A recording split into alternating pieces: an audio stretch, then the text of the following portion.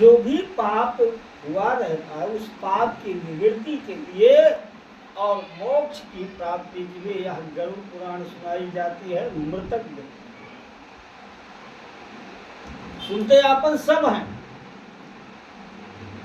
आगे का रास्ता गरुड़ पुराण देती है आपको कैसे चलना है, और मोक्ष सामने वाले को मिलता है। धर्म दृष्ट ब्रह्मूलो वेदास्कंधा पुराण शाखान्यः अक्रतूय कुसुमो मोक्ष फलो मधुसूदन पादयो जयति नैमिषे निमिषे क्षेत्रे ऋष्यासोनुकादयः शस्त्रं स्वर्गाय लोकाय सहस्र सममासदः। एक समय नैमिषारण्य आश्रम में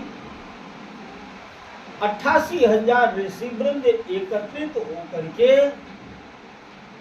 विष्णु नामक 1000 वर्ष वाली यज्ञ को कर मोक्ष की प्राप्ति। अब यज्ञ की पूरा होती हुई तो आए हुए महानुभाव सब जैसे अपने आप कोई प्रबोधन पड़ता है तो व्यक्ति दुर्गम यम का मार्ग दुर्गम है, कठिन है, सत्य है। बच्चा पैदा कर लो, ताकत तुम्हारे में होना चाहिए, लेकिन एक तन से जन्मे हुए भाई बहन और माता पिता दोबारा नहीं मिलेंगे। मिलेंगे? माता जी चली गई, अब मिलेगी दोबारा? जीते जी तो सास का पद जो होता है ऊंचा होता है, कुर्सी पे बैठते हैं, नीचे थोड़ी ना बैठे, क्योंकि सास है, हाँ? उनका पद ऊंचा। और बहू बेचारी नई नई आती है तो उसको सबका सुनना, थोड़ी सी अगर गलती हो जाए तो पूरा, अगर नंद खोचड़ी मिल गई तो हो गया कल्याण। जैसे नागराज देखे तैसे वो हिले, और जो नागराज हिले तो भगवान की पूरी शरीर ही हिल गई। भाई जो खाट ही हिलेगी तो सोने वाला व्यक्ति कहाँ शांति मिलेगी? भगवान ऐसे मुड़ी उठाएगी जब देखे तो गरुड़ जी आ रहे हैं, बोले नागराज आप क्यों टेंशन में हो, चुपचाप बैठो, वो कभी भी आएंगे तो तुमसे युद्ध करने नहीं आएंगे। गरुड़ का काम है सत्संग करना।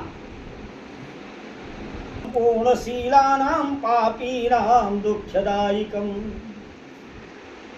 गरुड़ जी महाराज जा करके भगवान के साष्टांग दंडवत प्रणाम करते हैं और भगवान से कहते हैं तथाता कथिता देवा भक्तानां गतिरुत्तमः। हे भगवान, आपके मुखारविंद से मैं ऐसी ऐसी कथा का रसपान किया हूँ, जो उस कथा का अगर एक शब्द प्राणी अगर मन में अपने हृदय में उतार लिया तो उसको मोक्ष की प्राप्ति हो जाती है। हाँ? बिना सत्संग का ये ज्ञान की गठरी खुलती नहीं। इसके लिए संग को, सत्संग की आवश्यकता है। जैसे यहाँ देखा, इनको सत्संग मिला है, दिल बना रखे हैं, इसी में राम लिखवा देती या कृष्ण लिखवा देती, राधे लिखवा देती, तो तेरे जीवन में साथों साथ पूरी उम्र तक साथ में रहता। ये दिल तो तुम्हारे अंदर वैसे ही रखा हुआ है, उसको ऊपर दिखाने की क्या जरूरत? यही है सत्संग का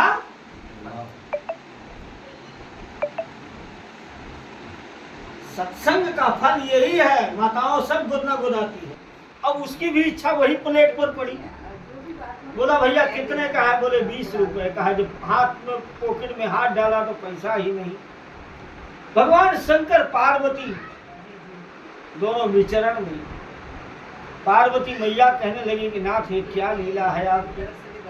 बोले देवी सकल पदार्थ है जग माही, और कर्म ही नर पावत नाही।